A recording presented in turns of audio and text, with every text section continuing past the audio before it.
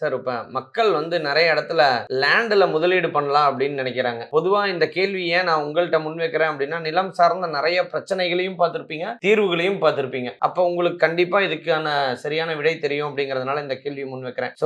முதலீடு பண்றாங்க அப்படிங்கிறது இந்த மெட்ரோ ஃபேஸ் 2 வருதுல்ல சார். அது முடிஞ்சதுக்கு அப்புறம் லேண்டோட விலை பன்மடங்கு உயரும் அப்படின்னு சொல்றாங்க. அது எப்படி நீங்க பார்க்குறீங்க? அதுக்கப்புறம் அது சிட்டில முதலீடு பண்ணா நல்லதா? இல்ல அவுட்டர்ல முதலீடு பண்ணா நல்லதா? எது நல்லதுன்னு நினைக்கிறீங்க சார்?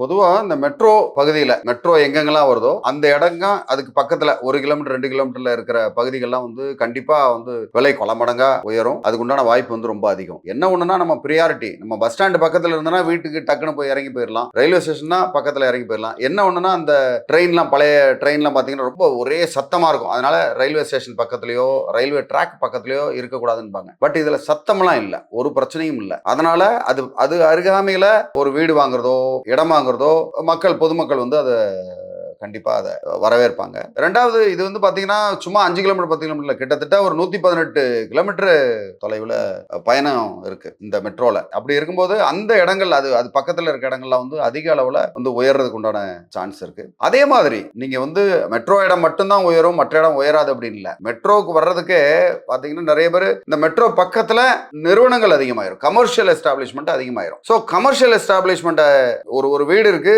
அந்த வீடை ஒரு வாடகைக்கு ஒருத்தர் விடுறாரு அப்படின்னா மெட்ரோ பக்கத்துல அவருக்கு வாடகை 25,000 ரூபாய் வருதுன்னா இதே கமர்ஷியலா இருந்தா 50,000 ரூபாய் அது மாதிரி கிடைக்கும். அப்படி இருக்கும்போது ரெசிடென்ஷியலை விட்டுட்டு கமர்ஷியல் ஆகிறதுக்கான வாய்ப்பு இருக்கு. அப்படி கமர்ஷியலா நிறைய இது மாறும் பொழுது மெட்ரோ பக்கத்துல கமர்ஷியல் அதிகமாகும். அப்படி இருக்கும்போது அவுட்டர்ல ரெசிடென்ஷியல் அதிகமாகும். ஸோ அவுட்டர்ல ரெசிடென்ஷியல் அதிகமாகும் போது அது மெயின் ரோட்ஸ் பக்கத்துல அங்கேயும் கூடுறதுக்கு உண்டான வாய்ப்பு ரொம்ப ஜாஸ்தி. அதனால இந்த பெர்மெண்டேஷன் காம்பினேஷன் தான். இந்த காம்பினேஷன் நம்ம திங்க் பண்ணும்போது பாத்தீங்கன்னா மெட்ரோ அருகாமையில் மெட்ரோல இருந்து 4 கிலோமீட்டர், மெட்ரோல இருந்து 5 கிலோமீட்டர், மெட்ரோல 10 கிலோமீட்டர். அப்படி இல்லைன்னா மெட்ரோல இருந்து ஒரு 5 கிலோமீட்டர் தள்ளி போயிட்டாலே மெயின் ரோட்ஸ் வர ஆரம்பிச்சிடும். மெயின் பெரிய ரோடுல வர ஆரம்பிச்சிடும். பெரிய ரோடு இப்போ ஒரு உதாரணத்துக்கு பாத்தீங்கன்னா நீங்க பூந்தமல்லி ரோட்ல மெட்ரோ கிடையாது, ஆனா பூந்தமல்லி ரோட ஒட்டி கொஞ்சம் மெட்ரோ இருக்கு. கொஞ்சம் இந்த பக்கம் வந்தீங்கன்னா புரசவாக்கம் ரோடு அங்க பாத்தீங்கன்னா அந்த ஒட்டி வந்துருது. ஸோ ரெண்டுக்கு இடப்பட்ட டிஸ்டன்ஸ் பாத்தீங்கன்னா 1 கிலோமீட்டர் 2 கிலோமீட்டர் தான். ஸோ சிட்டியை பொறுத்த வரைக்கும் ஆல்மோஸ்ட் பெரும்பான்மையான இடங்கள்ல மெட்ரோ ஆக்சசபிளா தான், நடந்து போய் ஒரு மெட்ரோ ஸ்டேஷன்ல போற மாதிரி தான் நிறைய இருக்கும். ஸோ அந்த மெட்ரோவும் பாத்தீங்கன்னா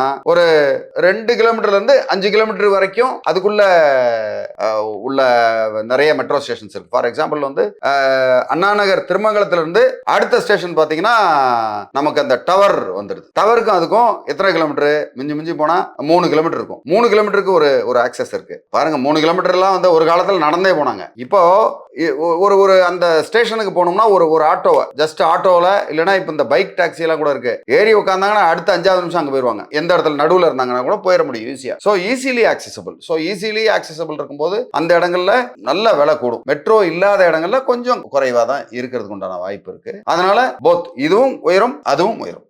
சார் இப்போ ஒரு ஃபர்ஸ்ட் டைம் பையரா இருக்கிறாங்க, இல்ல ஒரு என்ஆர்ஐயா இருக்கிறாங்க அப்படின்னா அவங்க சிட்டிக்குள்ள முதலீடு பண்ணா நல்லதா, இல்ல அவுட்டர்ல முதலீடு பண்ணா நல்லதுங்களா? முதல்ல இது 2 விஷயம் இருக்கு. ஒன்னு அவங்க பயன்பாட்டுக்கு வாங்குறாங்களா இல்ல முதலீடு பண்ணி அதுக்கப்புறமா லாபம் அடையறதுக்கு பாக்குறாங்களா அப்படின்னு பார்க்கணும். பயன்பாட்டுக்கு வாங்குறதா இருந்தா சிட்டிக்குள்ள வாங்கணும். இல்ல முதலீடு மட்டும்தான் எனக்கு குறிக்கோள்னா வெளியில வாங்குறதா புத்திசாலித்தனம். ஏன்னா இங்க பயன்பாட்டுக்குள்ள இருக்கிற இடத்துல நம்ம வாங்கிக்கிட்டு அதை வாடகைக்கு கொடுறதோ இல்ல சும்மா வச்சிருக்கிறதோ அது அவ்வளவு பெரிய பயன் தராது. ஸோ அவுட்டர்ல எங்கேயாவது பெரிய இடங்களா வாங்கி எந்த இடத்துல வாய்ப்புகள், இந்த இடத்துல பெரிய நிறுவனங்கள் வர்றதுக்கு வாய்ப்பு இருக்கு அப்படின்ற மாதிரி இடங்கள் வாங்கினா உண்மையிலே நல்லது. சார் இப்போ சிட்டிக்குள்ள மெட்ரோ பக்கத்துல வாங்கி ஒரு நாள் அது எக்ஸ்டென்ஷனுக்கு உட்பட்டு வருது அப்படின்னா அந்த இடத்த கவர்மெண்ட்டே எடுத்துக்கிறதுக்கும் வாய்ப்பு இருக்குங்களா? பெரும்பாலும் மெட்ரோல அப்படி நடக்கிறது இல்ல. மெட்ரோல ஒரு பகுதி அது மாதிரி எடுப்பாங்க. ஆனால் இப்ப என்னன்னா முதல்ல எடுத்துறாங்க, அதுல ப்ரொமோட் பண்றாங்க, அதுக்கு மேல திருப்பி அந்த கமர்ஷியல் எஸ்டாப்ளிஷ்மெண்ட்டோ வீடுகளோ வந்துருது. நிறைய இடங்கள்ல ஒரு சில இடங்கள்ல தான் எடுக்கிறாங்க, மத்தெல்லாம் திருப்பி கொடுத்துறாங்க. எடுத்த இடத்தையே திருப்பி அது மேலேயே வீடு கட்டிக்கிற மாதிரியோ செய்யற மாதிரி தான் அதிகமா இப்ப இருக்கு. அதனால அது ஒன்றும் பெரிய அக்வசிஷன் ஆன மாதிரி தெரியல. அப்படியே அக்வசிஷன் இருந்தாலும் ஒரு உதாரணத்துக்கு ஒரு கிரவுண்ட் இருக்கு, அரை கிரவுண்ட் எடுத்துட்டாங்க, பேலன்ஸ் இருக்கு அரை கிரவுண்ட் 5 மடங்கு 10 மடங்கு கூடியிருதே. மெட்ரோவே வரலன்னா அது ஒரு 50 லட்சம் வச்சுக்கோங்க. மெட்ரோ வந்ததுன்னா ஒரு 50 லட்சம் இருக்கு. இதே மெட்ரோ வெறும் அரை கிரவுண்ட் மட்டும் 5 கோடி ஆயிடுச்சுன்னா லாபம் இல்லையா? பெரிய லாபம், பெருத்த லாபம். அதனால அது எடுக்கிறது நல்லதுதான். அப்படின்றது இது மாதிரி இன்ஃப்ராஸ்ட்ரக்சர் உயரதான் வேணும். அதுக்காக நான் இதை இன்ஃப்ராஸ்ட்ரக்சர்லாம் என்னால தர முடியாது, நாங்க இங்க இப்படிதான் இருக்கணும் யாரும் எந்த ஒரு மக்களும் சொல்ல முடியாது. சார் இப்போ ஒரு இடம் வாங்குறோம், ஒரு நிலம் வாங்குறோம் அப்படின்னா லீகல் செக் பண்றது அவசியமா?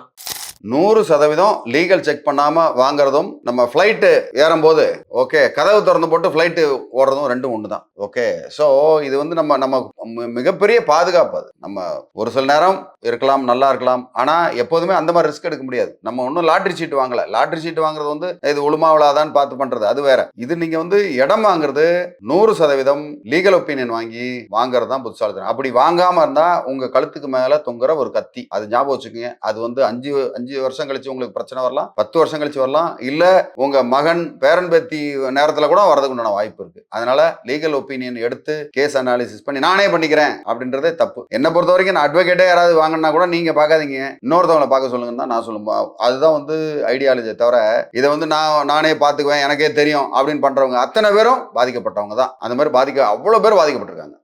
மேலும் இதுல உங்களுக்கு வேற ஏதாவது சந்தேகம் இருந்தாலோ இல்ல உங்களுக்கு கருத்துக்கள் இருந்தாலோ தாராளமா கமெண்ட் பண்ணுங்க. உங்களுக்கு சந்தேகங்கள் இருந்தது என்கிட்ட உதவி வேணும்னா எனக்கு SMS பண்ணுங்க, வாட்ஸ்அப் பண்ணுங்க, இல்ல இமெயில் பண்ணுங்க. உங்க டெஸ்கிரிப்ஷன்ல கொடுத்துருக்கேன். நீங்க தொடர்பு கொண்டீங்கன்னா உங்களுக்கு உதவி செய்யறது காத்துக்கிட்டு இருக்கேன். நன்றி, வணக்கம்.